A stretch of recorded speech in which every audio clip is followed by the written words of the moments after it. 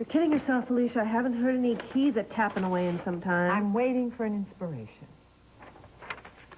You don't have to stick around until it hits, you know. You know, it is obvious that you are just not involved in this book today, so I don't understand why you just don't bag it. I am not leaving here until I finish this chapter.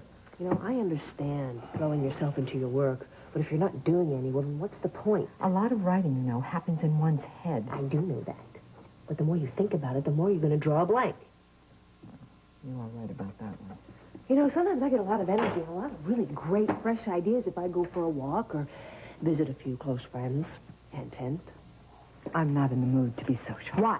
Why not? Why don't you want to go to Cass and Frankie? Because look at me. All I do is bring everybody down. That is not true, Felicia. Cass should be celebrating. He doesn't need to fuss over me. And that's all he and Frankie would do the minute I walk through the door. Hi. Hi. Hi. Well, then let them fuss. Look, they love you and they invited you over. Now get your coat and get your bag, because I'm driving. No, I am tired of people trying to cheer me up, Lorna. Fine, then don't be cheered up and sit here and mope. Lorna, why don't you let Mom decide what she wants to do? Well, see, now that's just the problem, Jenna. She doesn't want to do anything. Well, pushing her isn't going to help any, is it? She can speak for herself. Thank you. Of course you can, Mom. I'm sorry.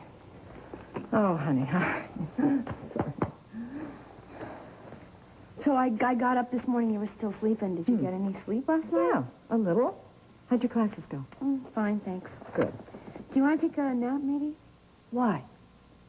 Why? Everything is just going to be as horrible when she wakes up as it is now. Well, it might be worse if she's exhausted. It's going to be worse if you don't get up and go to Cass's party. Maybe she's right. I mean, I never have missed one of Cass's birthday parties before.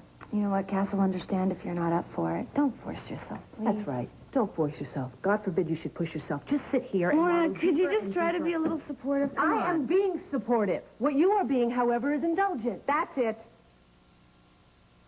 I'm just going to go inside and sort this all out all by myself. And I think while I'm at it, I'll clean up around here. So, please excuse me.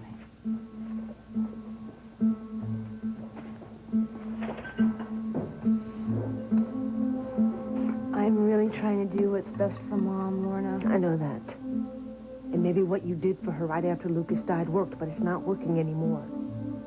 Are you blaming me for that? No. But can't you see what's happening? Yes, I do see it. That's why I don't understand why you keep pushing her like Look, that. I was just telling Felicia what works for me.